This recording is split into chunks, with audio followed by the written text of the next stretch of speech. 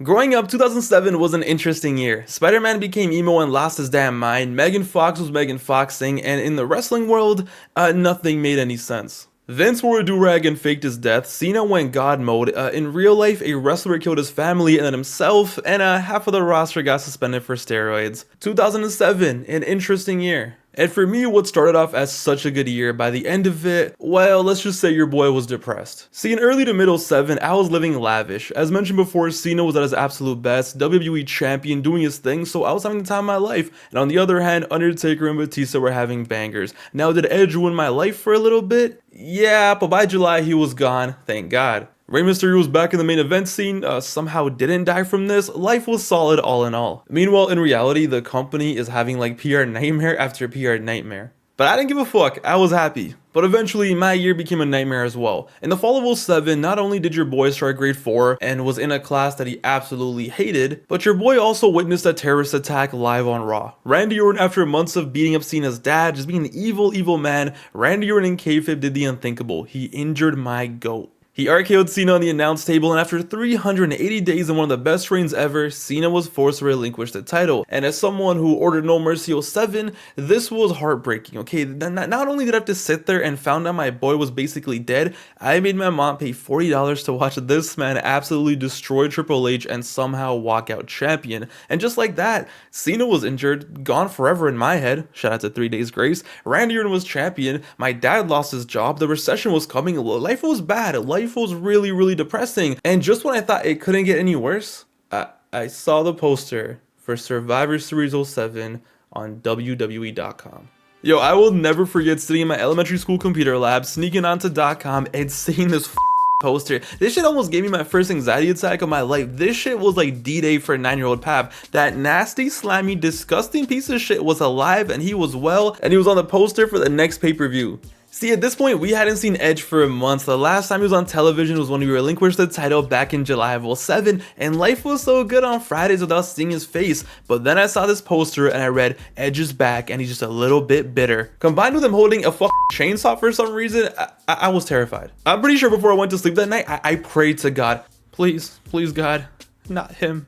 And it was the weirdest thing because SmackDown at the time was going on like normal. Deuce and Domino, here's Jesse and Festus. It was perfectly fine. There were no mentions of Edge, there was no announcement, nobody on commentary ever acknowledged him, but I would see the poster and I genuinely thought I was losing my mind. But despite that, despite the fear of Edge lurking in the shadows, I still had to see Survivor Series 2007.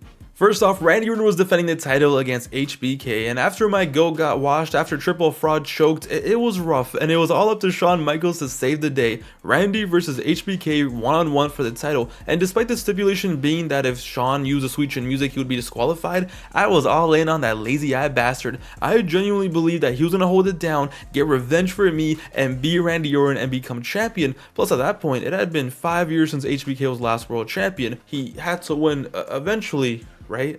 But most importantly, listen, the main event was a Hell in a Cell match between Batista and The Undertaker. And 2007, as much as you can say this was Cena's year, this was also the year of Batista versus Taker. If you were to ask me my top 5 rivalries of my childhood, this is in there for sure, no doubt. These two monsters in 07 tore down every single time, and going into Survivor Series, Batista had 1 win, Undertaker had 1 win, there were 2 draws, it all had to come crashing down, and it was all gonna hurt inside the Hell in a Cell. It was time for the rivalry to end for good. Hell in a Cell, back when it was violent, back when it was must see, back when it had aura, and I had to see this pay-per-view. Edge, I wasn't scared of Edge. They didn't announce him for any match. They didn't even talk about him on commentary. Edge wasn't gonna be there. I wasn't scared. I needed to see the pay-per-view. And after days and days of begging my friend to please ask your parents if they can order the pay-per-view, he did. He got the green light, and November 18, 2007, Survivor Series was going to be a movie. A horror movie. Survivor Series 07 was live from Miami, Florida, and as the pyro went off and the fans went crazy, I'm gonna say it, all things considered, this is a pretty top tier pay-per-view, top 10 Survivor Series all time. The show begins with probably the most ECW in 2007 match you can possibly imagine. CM Punk versus John Morrison versus The Miz for the ECW title, and this is probably one of the best ECW title matches from this era. What's crazy about watching this now is, one, looking back at this was when The Miz was getting bullied like crazy backstage in the locker room for the past year or so. So every time he went out, he was wrestling for his life and just praying that 1, he keeps his job, and 2, maybe when he goes backstage, they don't bully him anymore. Genuinely wrestling like the rent was due, and 2, CM Punk was so over in 2007. It's kind of a trip to see it back because in '07, I always thought Punk was cool, but I was so caught up in La La Land with Raw and SmackDown, I never noticed just how much the older fans worship this guy, but they absolutely loved him here, and these three had an awesome match, with CM Punk coming off like he was gonna be that guy in the future. But yo, look at this Hurricane Rana into a powerbomb by Miz. '07 Miz with his jawbone dignity on the line, he was different. Great fast-paced match, Punk clutched it, and for a match under 8 minutes, you can't really ask for more. A great way to start the show. So you start this show with 3 people, with 2 who at the time were looked as the future stars of the company. The crowd is hot, people are feeling it. What do you follow it up with? Let's throw 10 women into a match and call it a day. And despite it being Survivor Series, just make it one fall. We don't have time for all this shit. 4 minutes is all they're getting. We got more important things to showcase, like Trevor Murdoch and Lance Cade versus Hardcore Holly and a pre-puberty Cody Rhodes. I mean, it was alright. Like, I've seen worse.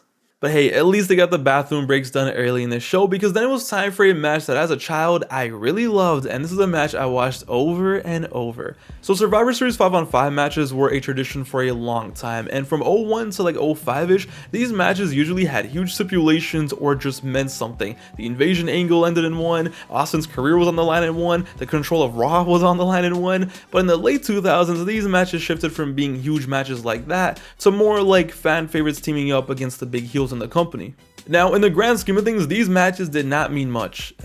Not at all. They felt like an all-star game type situation, but I can't lie, I loved these matches back in the day, and in '07, it was a really fun one. I was excited because I was gonna see my boy Jeff Hardy get caught up to the All-Star team once again and was teaming up with Triple H, Kane, and Rey Mysterio, and for 20 minutes, they just clapped the big bad heels of 2007. Now, originally, Matt Hardy was supposed to be on this team too, but he got injured by MVP and was out of the match, and honestly, I did not care because I wanted all the attention on Jeff. We don't care about Matt Hardy over here. But yeah, it was just cool to see Jeff Hardy and Rey Mysterio team up, even though it only lasted like 5 minutes, because when else was this ever gonna happen? And at the time, I was so behind Jeff, I took this as a sign like, oh, he's teaming up with the big boys, maybe this is when he's gonna finally break into the main event scene. And funny enough, that was the purpose of the match. They wanted to break Jeff into the main event scene, and they did it here. Kane and Rey were the first to eliminate it, and it left just Jeff and Trips to conquer the heels, and that's exactly what happened, because Triple H was not losing to no goddamn Umanga. This was just a Jeff and Triple H show in every way. The crowd loved it, I loved it, no crazy stipulation, no nothing on the line, no drama, but sometimes you just want to see the big stars tweaking, and that's exactly what we got. Really fun match, and this really helped Jeff Hardy get over and get into the main event scene, because next month he was beating Triple H to become #1 contender. I always liked this match as a kid, I watched it over and over again, and it still holds up really well. You know what doesn't hold up really well? The Great Khali versus Hornswoggle, because that's what we need on pay-per-view. I'm gonna just chalk this up to this is probably one of Vince's weird fantasies. You know what? The less I know, the better. But it was fine, it was fine. We had 2 really solid matches on the evening, and then it was time for the 2 main events, and it was time for Randy Orton to pay for his sins. Shawn Michaels made his entrance and pyro went off. He said his prayers just like I did, that hopefully Edge wasn't there, and so far my prayers were working. Randy came out with a spinner bell on his shoulder looking deadly as hell, and with over an hour left on the clock, these 2 were going to go crazy, and boy did they. For 20 minutes, Randy and Shawn had an awesome match. I'm gonna say it. This is a top 5 Randy Orton singles match of his career. Him and HBK just had it. And the stipulation worked perfectly. Shawn couldn't use his deadliest move or else he was gonna lose, which made you just hate Randy that much more because he knew Shawn couldn't use it. But HBK still did everything he could, and as the match built up and built up, what made it so special was once HBK did all of his signature moves, the forearm, kip up, atomic drop, elbow, he teased the Sweet Chin music, Randy bit, and then Shawn tried to finesse the roll up. So it's like the muscle memory's still there, he can still tease it, he can still use it to his advantage, but Shawn almost clutched it with the roll up, and it showed that Randy, most importantly at this point, was terrified of the move. That's why he made the stipulation. But from here on out, the match got epic. They just went back and forth, and Shawn was trying out every single submission move you could possibly imagine to try to make Randy tap out. Sharpshooter, sadly there was no screw job this time, ankle lock, figure 4, and even the crossface. The first time we saw the crossface on TV since Benoit did what he did back in June. And now in the modern day, we're so used to matches having all these callbacks and references, you know, all that stuff. We're so used to it. But here, even though he might have been doing those moves to reference Orton's matches with Brett, Angle, and Flair, I assure you he was not referencing Chris Benoit. He was doing it out of necessity because he couldn't use his biggest weapon, and that's what made it awesome. They weren't just doing it for a cheap pop. No, it's like he didn't know what else to do. Crowd loved it every single time. Randy would be screaming every single time, but every single time, Randy found a way out. But as the match hit the crescendo, I love this ending. Orton goes for the RKO after HBK hits the ring post, right? And as HBK is turning around, HBK instinctively goes for the sweet chin music. Orton, like the demon that he is, he just looks him in the face, calls Shawn bluff. He's not scared anymore. He knows Shawn doesn't have it in him. And I swear to God, he hits one of the most vicious RKOs of all time. He plants HBK's face into the mat so hard, I'm surprised that HBK's other eye didn't get messed up. Absolutely nails him. And the best part was, this was the one and only RKO in the entire match. 1, 2, 3, Randy got the win. 1 RKO in the match, 0 sweet chin music, just 2 guys in there putting in work. What a match. This match is so underrated. It's not often talked about. People rarely ever bring this up, but the heel goes over clean. Callbacks that actually make sense. There's drama, psychology, whatever you want to call it. There's no finisher spam. And I'm telling you, out of all the singles matches Randy Orton has had in his career, this is in the top 5. I am putting a stamp on it. But yo, luckily in the post-match, I still got a happy ending. Great match, an underrated match, and definitely something you should go seek out. But ladies and gentlemen, it was then time for the main event. 2 hours into the show, that slimy, disgusting piece of shit was nowhere to be found, and maybe that poster was just the poster, right? Maybe that was it, because it was now time to conclude the feud of the year. And yes, this did actually win feud of the year in the Wrestling Observer newsletter. 2 monsters and a Hell in a Cell. This seemed like a match made in heaven. The Undertaker was like the god of Hell in a Cell matches at this point, and the only other time we saw Batista in one, he cemented himself as a true star. But yo, this match was brutal, like really brutal, so much more than I remembered. I remember watching this and being like, oh, you know, they're kind of going crazy, but watching it again in 2025, yo, these guys were pouring hot. I wanted Batista to win this match so bad, just like the entire year. I always liked the Undertaker, but Batista was that guy for me on SmackDown. I even wanted Batista to end the streak at WrestleMania 23. That's how behind him I was. Pause. So here, I was definitely hoping that he was being the Undertaker in his own match, but this was violent, this was brutal, this was as TV-14 as you can expect from the time, chair shots everywhere. When Batista countered Old School into the spine buster, it was so simple and so perfect that I still vividly remember jumping out of my seat, popping hard and just flexing to my boy because he was a big taker fan. I was like, nah, Batista got this. Steel steps, the cell, chairs, whatever you needed, they had it. It was like Home Depot in there. But the match reached the next level when Taker brought out a table. And as a mark for tables back in the day in wrestling, seeing the Undertaker reach for a table, like, this wasn't a normal sight. And neither was Batista absolutely killing Taker and putting him through it. And Taker kicked out. Somehow, some way. Listen, bodies were broken, backs were broken. Undertaker was 42 years old and somehow in his prime. I don't know what kind of drugs he was on. None of it made any sense, but it was awesome. And let me tell you, when the Undertaker had Batista in the tombstone and there was no reversal, he didn't slip out of it, no nothing, and Taker hit that shit, it was pretty nuts. Because by this point, out of all 4 matches they had, Batista had yet to kick out of the tombstone. Tombstone at this point was still an endgame finisher. But tonight, Batista kicked out. Nah, like, you don't get it. This was massive. This was before the WrestleMania streak matches had 50 tombstones and kickouts and all that. Nah, this was before all that. It wasn't until their 5th match that Batista finally kicked out of the tombstone. And yo, when I say I was jumping for joy, no, I was jumping for joy and my shirt was probably off. I was like Prime Gibby up in there. Crowd was shook, commentary was shook, Taker was shook, and it was all leading to a finale that no one was ever gonna forget. Was Taker gonna hit one more tombstone on the steel steps, or was Batista gonna reverse it and win the match? What was gonna happen? Something had to give. By God, he was gonna break his damn neck. I really thought Batista was gonna clutch it. I really thought so. So Taker has him, but nah. Taker actually hit it again. He tombstoned him on the steps. It was over. I knew it. I knew no doubt it was over. Nobody had ever kicked out of 2 tombstones. And Taker did the pin, tongue out like Jordan. 1, 2. You think you know me?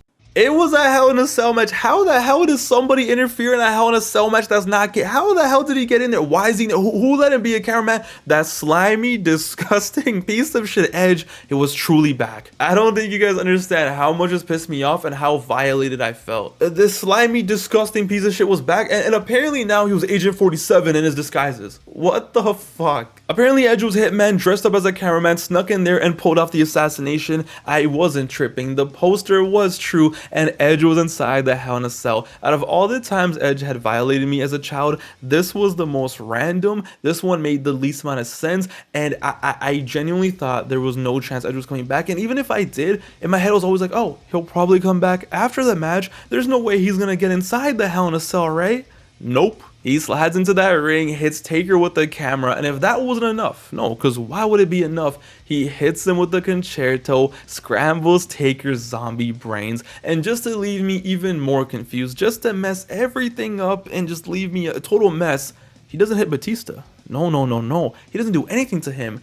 Instead, he takes his disgusting hands, takes Batista, and puts him on top of the Undertaker, and makes Batista win. I was so confused. I was so confused. The man who I wanted to win, he did win, but at what cost? Edge was back. Edge was back, and listen, deep down, I knew he was gonna come back eventually, but I really thought, you know what, the poster doesn't mean anything. There's no way. It's a Hell in a Cell. Even though everything was telling me, no, it's gonna happen. He's coming back to Survivor Series. My naive ass thought, no way, it wasn't gonna happen on this night. But you know what? It didn't matter what I thought, because apparently he's Agent 47. One of the most confusing endings to a show I had ever witnessed. I saw a great Hell in a Cell match, and as a sucker for Hell in a Cell matches, I loved it. I was in heaven. Batista, my guy on SmackDown, retained, but at the same time, my biggest op was back, and he was the reason why my guy retained.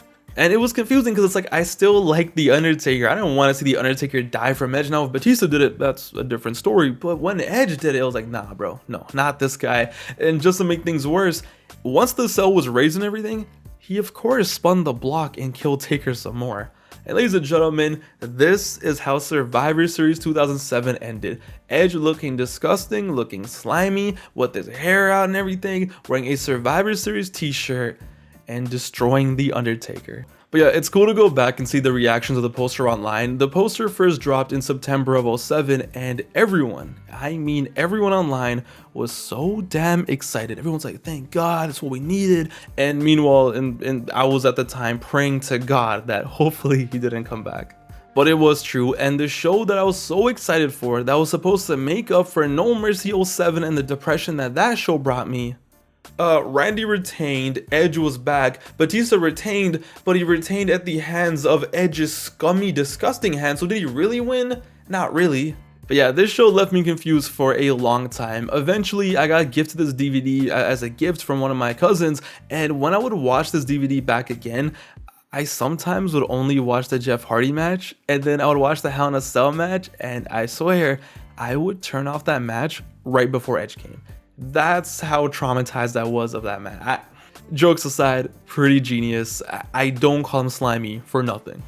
A really great pay-per-view. In the comments down below, let me know what you guys think of the video, but also let me know, what do you guys remember from this time period? Did you guys think Edge was gonna come back? Did you guys believe the poster? What are your thoughts on the show in general? And also just anything else from this time period, because 07, like I said, interesting year for wrestling. And since we were kids, I think we didn't realize a lot of the stuff that was going down, but still, interesting time. Let me know in the comments down below. Hope you guys enjoyed the video. It's your boy Pav, aka Wrestling Gifts, and you know, just had to make a little Survivor Series video because it's the season. Hope you guys enjoyed. See you guys very soon in the next one. Till then though, take it easy and stay safe out there, guys. Later.